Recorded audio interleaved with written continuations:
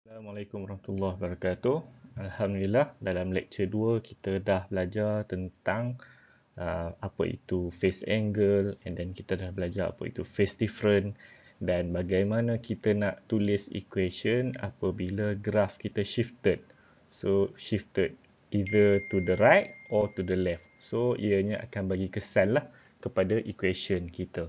So hari ini kita akan gunakan knowledge yang kita belajar dalam lecture 2 untuk kita analisa apa yang akan terjadi kepada AC wave bila dia melalui resistor, kapasitor dan juga induktor. Okey. AC current dan voltage yang melalui resistor, kapasitor dan induktor boleh dinilai melalui dua cara. Okey. Cara pertama adalah melalui phase shift, yang mana kita akan lihat atau nilai dia melalui sinusoidal wave dan phasor diagram. Okey, ianya tidak melibatkan sebarang calculation. Okey, cara yang kedua adalah kita akan mengira bagaimana kewujudan kapasitor dan resistor ini menentang flow of charge. Okey. So, yang cara kedua ni kita akan involve calculation lah, dan kita akan belajar dalam lecture 4. Okey, hari ini kita fokus lecture 3, iaitu kita akan menilai phasor diagram dan sinusoidal wave sahaja. Okey. Okey, di sebelah kanan kita ni adalah waveform of voltage and current yang produced by AC source ya. So ini cara lukis dia, kita dah tengok detail equation semua. Okey, apabila current flows through capacitor and inductor, kita katakan current and voltage dia flow out of phase. Okey. Kenapa kita katakan flow out of phase? Maksud dia salah satu current dan voltage akan shifted. Jadi dalam kapasitor akan ada satu yang shift. Dalam induktor pun akan ada satu yang shift. Apa yang shift? Kejap lagi kita tengok. Okey. Dalam resistor pula, okey, actually dia tak ada yang shift langsung. Semua maintain macam ni, sama saja macam AC source kita. Jadi kita katakan dia in phase. Okey. Okey, tapi sebelum kita go further, kita kena tengoklah dulu apa itu resistor, bentuk macam mana, pernah tengok gambar tak? Okey. Ini gambar-gambar dalam Google sajalah. Okey, kalaulah tidak ada PKP, sepatutnya kamu ada peluang masuk dalam lab buat eksperimen. So ini rupa-rupa wajah-wajahnya resistor, kapasitor dan induktor. Okey. Kapasitor mungkin kamu dah belajar. Induktor ni actually just a coil. Yang besi dia coil. Okey. That's it Itu saja. So kalau kamu Google, kamu boleh tengok dia gelungkan besi Okey, sebab dia nak aruh atau induce elektrik Okey. Okey, sekarang kita analisa AC across a resistor dulu Okey. Ini circuit yang menunjukkan AC source dan resistor Okey, kalau di sekolah dulu, instead of AC source, kamu ganti dengan bateri lah. Okey, DC source. Okey, bentuk gelombang AC source adalah sebegini current dan voltage. Okey, bila dia bergerak melalui resistor, apa akan berlaku kepada gelombang ini? Okey, tadi kita dah sebut dia in phase. Tapi in phase tu apa? Okey, bentuk macam mana in phase tu? Nanti kita tengok sekejap lagi Okey. Apabila AC across resistor, okey, gelombang yang terhasil adalah sama macam gelombang source. Okey. Ini gelombang yang across resistor. Dia mengekalkan voltage dan current pada phase yang sama. Okey. Sebiji macam AC source yang supply kepada circuit tu. Okey. So that's why kita katakan dia in phase, sebab pada T sama dengan kosong, value dia sama value dia sama, kosong. So dia bermula pada titik T sama dengan kosong yang sama, okey, rapatlah ke paksi Y. Okey, jadi kita katakan dia in phase. So across resistor, voltage and current are in phase to each other. Okay, simple lah, faham lah. Jadi kalau kamu diminta lukis voltage atau current across resistor, so inilah lukisan yang saya expect kamu lukis lah. Simple lah. Okey, sekarang kita nak tengok AC across a capacitor. Okey, sama juga circuit dia, cuma sekarang kita ganti resistor dengan capacitor. Okey, ni masih AC source, dia supply current dan voltage yang sama bentuk okey. Dan dia bergerak. Okey, kita nak tengok apa akan terjadi kepada wave AC kamu. Okey, what happened to the phase of the AC source. Okey, dia akan jadi begini. Okey, sebab tu saya katakan lecture 2 penting. Cuba fahamkan lecture 2. Lecture 2 ni penting sebab kita akan belajar siapa yang leading, siapa yang lagging. Okey, dalam konteks ni, okey, siapa yang leading? Okey, yang leading adalah I. Yang lagging adalah V. Okey, jadi across a capacitor, kita katakan current is leading voltage. Okey, across the capacitor, current leads the voltage by 90 degree atau pi over 2. Okay, ingat statement ni mesti ingat Dan ini adalah sinusoidal wave dia. Okay, ini pula phasor diagram dia. Okay, kamu dah belajar semalam lecture 2 dengan detail macam mana nak lukis phasor diagram. Okay, phasor diagram ini dilukis pada titik T sama dengan kosong. Okay, saya dah beritahu semalam semua. Lepas ni kita akan discuss phasor diagram based on T sama dengan kosong. Okay, so dapatlah phasor diagram sebegini Jadi omega dia or phase shift, phase shift adalah 90 darjah. Okey. Dan kita juga boleh sebut sebagai across the capacitor, voltage lags the current 90 degree. Sama statement, dua statement ni sama saja maksud. Okey, current leads the voltage atau voltage lags the current. Ini adalah across a capacitor. Okey, sekarang kita nak analisa AC across inductor. Okey, graf dia, circuit dia adalah sebegini Jadi, instead of capacitor dan resistor, kita kena lukislah inductor. Okey, bentuk dia macam ni, simbol L. Okey, AC source dia akan provide bentuk gelombang macam ni, V dan I. Okey, so what happen apabila AC current pass through inductor? Okey, apabila AC current dan voltage melalui inductor, kita akan lihat berlakunya phase shift. Okey, sebagaimana dalam gambar ni kita dapat tengok voltage shifted to the left. Okey, jadi semalam saya ada beritahu pembetulan dalam lecture kedua tu saya tulis shifted by pi over 4. Okey, sorry silap betulkan pi over 2 So voltage dia shifted by pi over 2. Okey, so dalam gambar ni kamu boleh tahu yang mana satu leading, yang mana satu lagging. Okey, dan phasor diagram adalah seperti inilah. Okey, jadi based on knowledge kamu tentang leading dan lagging, maka kita boleh katakan across the inductor, voltage leads the current by 90 degree. Okey, atau pi over 2 lah.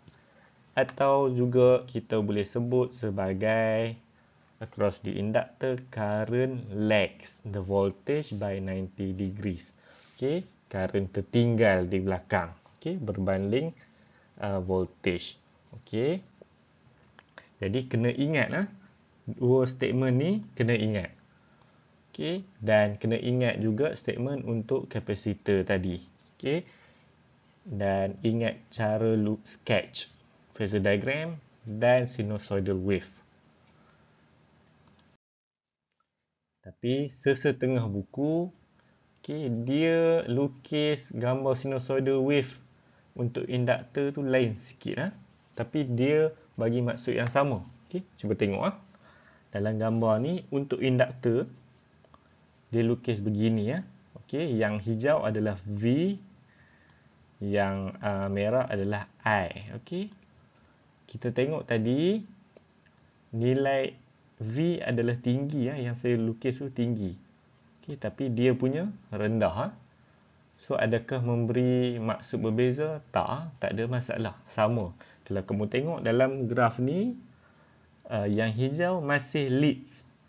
V ni masih leading berbanding I. Cuma dalam graf ni, dia lukis peak untuk I tu lebih tinggi berbanding peak untuk V. So, tak ada masalah pun. Tak ada masalah langsung. Yang kita pentingkan adalah siapa leading, siapa lagging. Maybe kalau kamu buka buku-buku lain pun, ada lukisan yang lain sikit. Tapi yang penting kamu kena tentukan siapa leading, siapa lagging.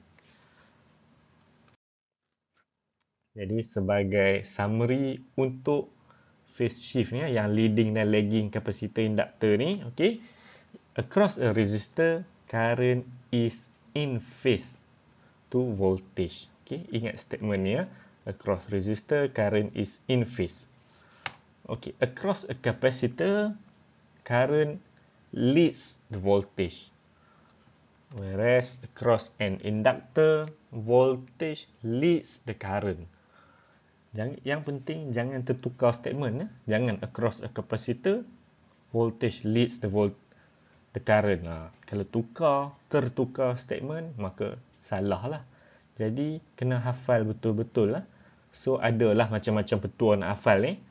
Tapi saya rasa simple saja. Kalau kapasitor tu C-C lah. CC, kapasitor, current leads. Kamu ingat siapa leads lah. Kalau siapa lead, of course lah, the other one tu lags. So, kamu ingat yang leads. So, untuk kapasitor, current lead. So, CC. Untuk induktor, voltage lead. So, maybe kamu boleh IV. Walaupun induktor, dia punya simbol adalah L. Tapi ini for the sake of nak memorize saja. So, IV. So, induktor, voltage leads. Itu petua lah. Boleh lah. Create cara lain pun tak apa. Janji hafal statement ni. Jangan tertukar. Dalam bab ni juga ada sikit formula walaupun saya kata tak ada penyeraan kan. Formula ni just untuk tahu saja. Dan tak glamour pun untuk calculation ni. So, kamu dah belajar instantaneous equation yang VT, IT tu. Jadi kamu tahu power equal to IV. Jadi kembangkanlah untuk resistor. I adalah I0 sin omega T kan. Darab V0 sin omega T. So kembang-kembang dapatlah macam ni. Tapi untuk kapasitor, I current leads. Betul. Jadi leads by 90 degree. So that's why equation dia jadi macam ni. Untuk IT dia, untuk I instantaneous equation IT dia mesti kena ada plus pi over 2. Untuk V tak ada lah sebab dia lags. Yang leads tu kita tambah dia, I tu dia leads, maka kita tambah pi over 2. Kembang dapatlah macam ni.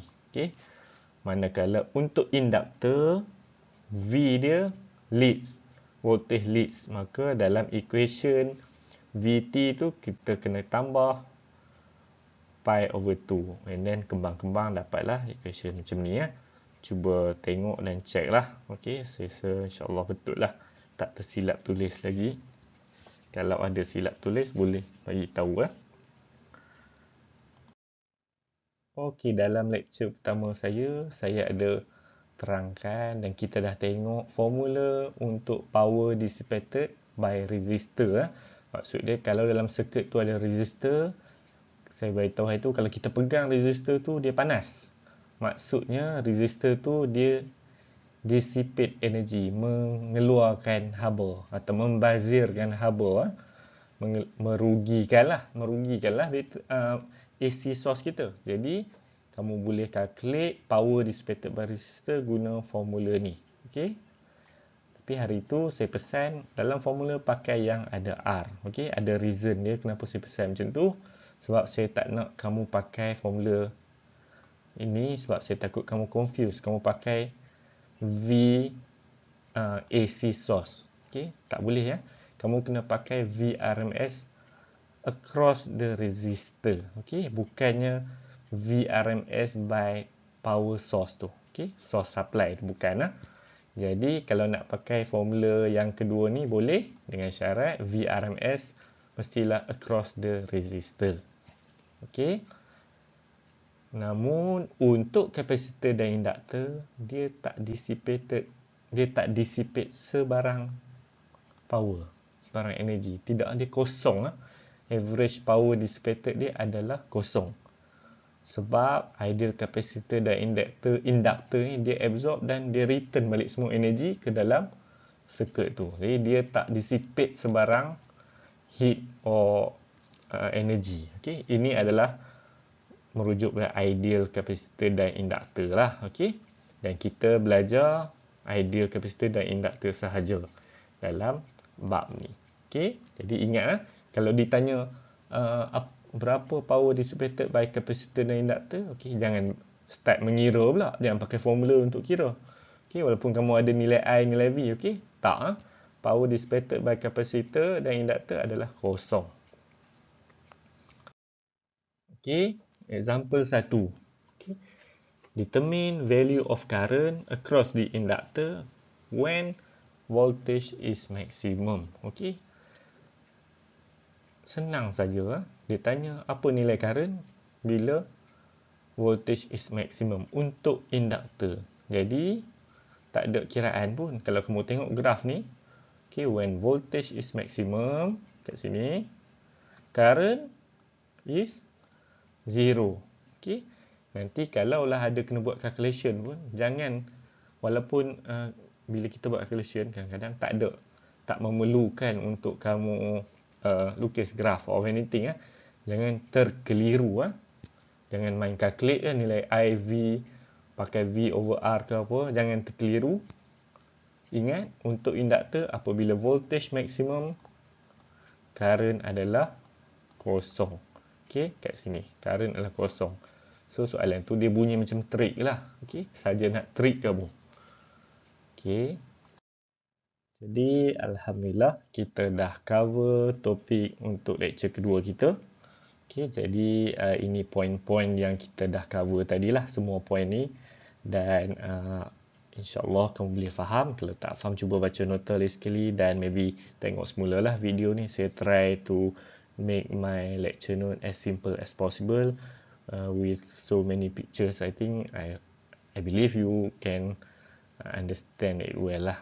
Okey, mudahlah insya-Allah. Okey, pastikan kamu faham dulu lecture 1 sampai lecture 3, sebab lecture keempat ni akan involve pengiraan yang ada relate juga sikit-sikit kepada lecture 1 hingga 3 lah. Of course, especially lecture number 2 dan 3 lah, dia relate lah sikit-sikit.